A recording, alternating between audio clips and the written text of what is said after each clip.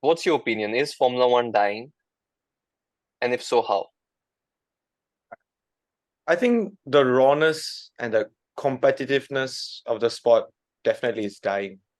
Yeah, the point of as in yeah, I have to say the counter argument to that is winning is everything in Formula One. Yeah.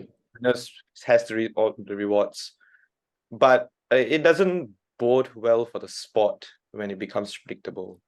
There's so many factors that can influence Formula One, but the results ends up being the same. We suffered from it like 16 races within this season alone. Right. Yeah. So I feel like it is fun when a sport is characterized by uncertainty, which used to be the way before we were born, I guess, like Yeah. from 70s, 80s, and 90s. But come Schumacher era, like what characterizes the sport is dominance. And instead of looking forward to every race, we are looking forward to the one odd race that is interesting. That's a good point. That's a good Yeah. point because that's how Akash, when he first got into it, the reason he enjoyed Akash, you got in it 2018, 2019 when there was some somewhere competition at least, right? somewhere around there. And yeah, I think that's completely like a valid point because I think the one thing that really sparked my interest was really just about okay, yeah, we actually have some sort of a competition somehow. And I am just really I think a lot of people have not been enjoying this season in particular just because you just know what the outcome is going to be. You know what you're going to expect from races. It doesn't really matter where Max is going to qualify. Coming in the same, it's going to come P1 basically, except maybe a handful of races really. So Yeah. it's yeah, I think you know the most kind of ideal world for like F1 and stuff like that is to kind of have it where it's like you don't have any kind of barriers when it comes to the drive when it comes to especially the cars because this is where it's a really different sport where that talent only takes you so far and skill of the driver then it's really about the actual technology and engineering behind it and Right. ideal world you would want everything to be equal but I feel that also um, then that kind of becomes like a huge question like when it comes to because this is like not just just random teams or something like that or like they're representing maybe countries or whatever or clubs it's Right. more they're representing a company and that's where like it kind Correct. of gets a little bit weird because yeah like naturally some companies are going to make more money than others and it's a little bit more complicated I think that's where I I honestly feel that I would love to be more equal. I just don't know. Like, I think it starts honestly with there needs to be way more stricter rules on the on the car design and just on the amount of costs. I feel that the amount for the access to funds needs to be much more used from the teams that are like placing more in the bottom and kind of having that kind of standard there put in place and the teams that are coming to the top. But I don't know what do you guys feel like is like if you okay let's say if you were like the like put in the FIA's position, what would you want to do to actually really change the sport and stuff like that? Because I just don't see it in a situation where we make all the cars equal. I think that's just really tough and kind of See, impossible. that can never happen. But what we can do is, and I'd love Balaji's opinion on this as well. I think first thing we need to do is get rid of this engine manufacturer and customer car is the junior team mindset.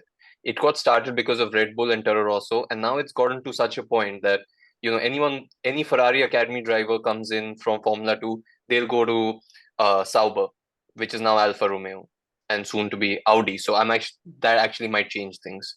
You want anyone to be for train for Mercedes, you go Williams like George Mhm. Russell did. Have the same thing still going on with alphatauri. Ricardo is back there after all this time, and now he might come back if Sergio gets fired. And also that just changes the dynamic because you always know that team is like a breeding horse or a stalking horse for like this big teams, and so they're never going to be equal on competition, which kind Yeah. of takes away from it. So if we really want to have competition between 10 teams and not just 3 teams and their juniors, because right now this is how it feels to me, that there's Formula One where it's Mercedes, Red Bull, Ferrari, sometimes McLaren, and then there's their junior teams. McLaren doesn't really have a junior team yet, but you have Haas Ferrari, you have Alfa Romeo, and you have Williams, and yeah, these 3 or 4 teams are just battling with each other in Formula 1.5. So this is not Le Mans. This is not the multi-class racing of like pros versus amateurs, right? So I don't think that should be the case. What do you think, Balaji? I think that is absolutely correct. Like there's a lot of emphasis on academy drivers, which is the way it has been for a long time. But it does feel like there's 4 teams doing Formula One, and the other teams are basically proving grounds for up and coming drivers or almost washed drivers try to prove themselves. It's like what Ricardo is doing now. He's he used to be so good for Red Bull, and then stuff happened, and now he's back in alphatauri, where he actually started his career, which is quite funny. So He started his career in HRT next to our very own Narayan Karthikeyan in did he 2011, is it, or drive for a full 2012? season though? Yeah, he Goat, didn't drive for the a full goat, season. Oh the my. goat, the real goat of F1, Narayan Karthikeyan. That car was sponsored by Tata, guys. Tata, make in India. Come on. Phenomenal. No, Phenomenal. anyways, you were saying. Yeah, anyway, it is like the competitiveness has died because right now it's only 4 teams going at it. Right now it's 3, which is 4, sorry. Red Bull, Ferrari, Mercedes, and McLaren. Yeah. And every other team is just taking drivers from those 4 teams, or just giving drivers to those 4 teams, or just a placeholder or a subsidiary of some sort. So they're not in it to win F1. And then And to be another honest, there's no fan following for these teams either, right? Except maybe Aston Martin because of the brand name. When you have any of the races, you don't see people wearing Alfa Romeo shirts or Alpha Tauri, really. They're all Mhm. wearing the Red Bull shirts, and they know these teams are just there. Yeah. I mean, like, sort of. I feel like that's you can't really. I feel like that's kind of generalizing a tiny bit, but like I mean, the proportion between the top 4 teams, and you can even make an argument now for Aston Martin, and compared to all the bottom teams, yeah, it's kind of crazy.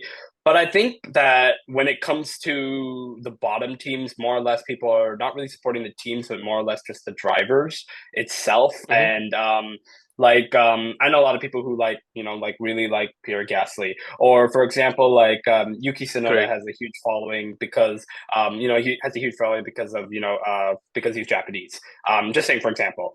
And like it's like those kind of things like that. So I don't know, I just feel like it's that the way right now that we have it is it's like it doesn't feel um it doesn't feel as competitive as it should be. Like, where you have just 4 teams really gutting for it.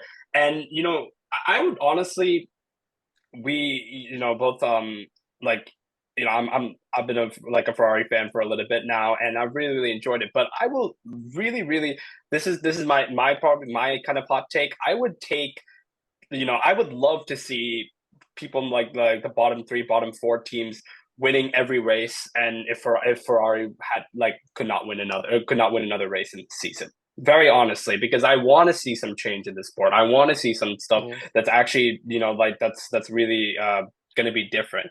And it's so disappointing, honestly. It's so disappointing because I feel that ever since, and I kind of wanted to honestly just bring this up is like I feel like with what do you guys think about kind of Drive to Survive's influence has kind of come into this and brought along a lot of fans. I'll let Balaji take this first. And it's like I will say I honestly love it how there's a lot of fans that have come in, and you do have fans who are now pretty getting passionate about it, and that's great to see. And honestly, the sport has doubled in I would say even tripled in popularity, seriously. And that's great to see. But I'm also just seeing I mean we've kind of talked about this a little bit, where it's just I mean are there a lot of kind of just Instagram fans or something like that? It's just that kind of term almost. I don't know. What do you think, Balaji, about it? Good old Liberty Media. I think what has happened to the sport, can circle back to the teams being so far apart later, I guess. Mhm. What has happened to the sport is a lot of people are more invested in off-track drama than on-track action. Mm. Like the new Yeah, fans, that's like true. the friends, like who cares about Gunter and his door, you know? I want better racing. I don't want drama. If I want drama, I want people crashing into each other on track, you know, some Senna Correct. Prost, or Hamilton, Verstappen, and Monza, you know, 2021. That was some good drama. That is healthy drama for the sport, I would say. Not Christian and Toto. I can't care much about that. So I think that one part of it is what, you know, takes away from the sport, I feel, and sort of changes the fan base. And I don't think it's very nice, especially with this drive to survive Correct. thing. It's it just takes away all focus and from what Formula One is all about. Like I remember watching press conferences in like the mid 2000s. Those were so Oh yeah, fun. Those were they so used to be on fun. YouTube. Yeah. I'm not gonna lie, BBC season reviews are way more entertaining than Drive to Survive seasons. Honestly. No, because I think it was that thing, right? Because there was drama on track. That's what the fans were interested about, and that brought them more interested into racing. They want to learn more about how their favorite driver, a young Fernando Alonso, can beat someone as big as a Michael Schumacher in a Ferrari. How is he able to Exactly. do that? Or how is a rookie like Lewis Hamilton challenging Alonso in the same car and they're fighting every race? And that's happening on track. Off track, they didn't throw punches or anything. They were very like civil off track, but on Yeah. track, Alonso in Budapest stops himself during qualifying in the pit lane, so his teammate can't go out and qualify. All this drama used to happen because there was actually drama going on track, and you knew there was guys who can beat you, and there's that competition. Now, because there's nothing, a thing like Gunther's door for a team coming eighth or ninth, that's interesting. Why? Yeah, Because they're making it interesting. that's just sad. You know, like seeing some new fans, like you just scroll through like comments on like social media, and they're like, ah, Vettel is washed, man. They should like you see comments like this, and you just know that these people are DTS fans. Yeah. So Like, like the let's be honest, demographic we where saw. Yeah, no, yeah. go ahead first. So like I feel like nowadays F1 is not being watched, it's being presented. Ooh, that's a Yeah. good way to put it. Yeah. So it's another thing that I feel like what's happening, something that's changed in the sport, like the way it is communicated to the fans and stuff. You can just imagine like multi 21 being happening now. It will be such a Yeah, controversy. We will still be talking about it like 5 seasons out. yeah. Back then, No, and no one cared. Like after like 2 races, exactly. no one cared about multi 21. No, because it was during seasons where you had Ferrari versus Red Bull versus Mercedes versus McLaren versus Lotus. You had five You teams had and like 10 six. drivers. Yeah, but like quarter of the drivers in the grid eventually became world champions or already were, you know? Yeah. I mean, you have Yeah. Michael Schumacher going up against Lewis Hamilton, and 2010 season finale. You're going into the final race. It's Mark Webber leading the championship from the eventual champion and his teammate Vettel, who's third. Alonso second, and then you have both the McLaren guys who are in the championship, and everyone has a shot at it. That's a true championship, but people don't remember that. Why? Yeah, people Because don't remember those kind of seasons. no, they just remember that Hamilton did this pole lap in Singapore, which was the best lap, and it was one of the genuinely best laps I've seen. But so was Art and Senna in the late 80s. So those things are different, and at least I think it's also because recently the number one versus number two in teammates has become very clear. Like Ah, the multi 21 has become, because at least even till Rosberg was there, I still enjoyed it because Rosberg had the capability to beat Hamilton, and he did. So I yes. remember telling my dad at the end of 2016, "Oh, next season is going to be epic." Now that he's And then won a he retired. championship as well, and then he retires. You have Bottas come in, who was clearly a rear gunner. Perez has done the Yeah. same thing. Perez has been an amazing wingman, but that's what he is, a wingman. Like how Massa was to Alonso, and that destroys these guys' careers. And you're only supporting one car in the team. Mm. Luckily, if you look at now, why is McLaren doing so well this season? Because they don't care. Like, yes, they asked in Japan for Lando to move ahead, but every race, both their drivers are fighting. Both the drivers are fighting. Lando's had better luck, so he's there, but that's how they're getting the best performances. Ferrari Yeah, also, even in despite their Ferrari nowadays too. exactly, right? Because Mm. Sainz is actually beating Leclerc, like the prodigal son for Ferrari. He's actually able to beat him in the same car. He's got the Yeah. race win, and they're fighting every race. They're pushing each other to be better. Max doesn't care. Lewis Hamilton, he got beat by one season. I would say yes, Russell is coming in, but again, this season I don't know what's happened to Russell. He's the mistake in Singapore. That was a rookie mistake, That man. was so unfortunate. And I feel like for him, he was feeling so close. But honestly, I'm not gonna lie, that was very entertaining. That was It very, very, was very entertaining because because they were that's fighting, like there were different teams fighting. yeah, and There were that's three what like different teams fighting. yeah, and exactly that's what you want to Realistically, see. Mercedes had a chance. They could Exactly. have That's had what a you chance. want to see is that like, other teams kind of having that kind of chance and it's not just that one team that's coming and dominating all the time. And this is where I will honestly say that that's why I'm loving you mentioned Ruhan, you mentioned McLaren. I am actually McLaren is honestly becoming one of my new favorite teams to really, Same. really like I love watching McLaren because first of all, you got two great drivers. And they also just like I think they're this whole thing about like this wingman bullshit, honestly, I hate that. I think it's so annoying, it's so frustrating. You have genuine talent in a guy like someone like a Sergio Perez. You have genuine talent in a guy like George Russell. And there's just a lot of things where it's just like, yeah, there's favoring for one driver or the other. And it's so evident. And I can understand that loyalty and all that stuff kind of comes into place and whatever. But it's horrible. It's horrible to see that like when it's so Exactly. like obvious and apparent. And I that's why I love because both Oscar and Lando, both of them, you don't know who's gonna come out on top. In my opinion, I feel Lando's definitely like had more better performances, but still, I would still say that they're both pretty like fighting very very hard, and that's what I think we need to see. And I think it starts not just with this is where the kind of bigger issue is. It's that the FIA can only do so much. It then actually comes down The to FIA. it comes down to honestly just The how teams. the Yeah. culture of certain teams and how they want to deal with it. And I have no idea how to enforce that. And I don't think there's like it's impossible to enforce that because the issue, if you have a system where the worse you perform, maybe the more money you get, something like that or whatever. I feel that Yeah.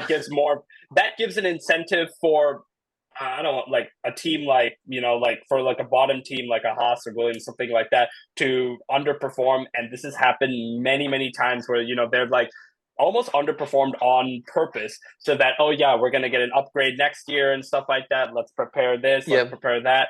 And that sucks. And I feel that if you You have shouldn't be penalized for doing well. Like yeah, that's the and I feel stupidest that thing.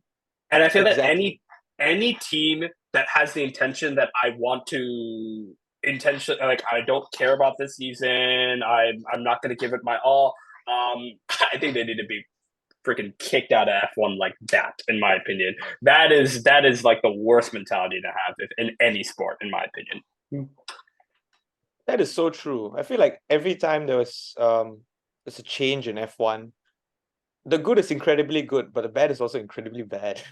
Yeah, Yeah. yeah, very true. Yeah. This so weirdest thing in F1, like even DRS. DRS, for Yeah. example, Controversial. controversial. It's still controversial. A lot of good came out of it. The main reason for DRS is Vitali, as in 2010, that's the championship that Yeah. introduced Because DRS. Alonso couldn't pass a Renault in front of him, Vitaly Petrov. Yeah. So they gave us better racing, gave it more strategic elements, but it also gave us the DRS train, Yeah. which makes And races boring again. Yeah, It gets to the point where, nowadays it's about every time they'll change the DRS zone length or the number of DRS zones, and there'll be a feedback to say, oh, DRS is just too powerful today, so cars can't do anything. If you have the DRS, you're gonna overtake. Shouldn't be like yeah, that. The whole point of these new rules was to get the cars more and more closer together. But according to the stat, in terms of the drag, right, when one car is behind the other, the amount of drag they're getting and dirty air, the levels have already spiked up from 20% back to almost 40% or 50%, which was the same as the 2021 cars, which is what we wanted to get down from. So if you're just going to go back, and like you guys said, this, the regulations are going to stay the same for the next 3 or 4 years. There's an engine freeze and everything. Why?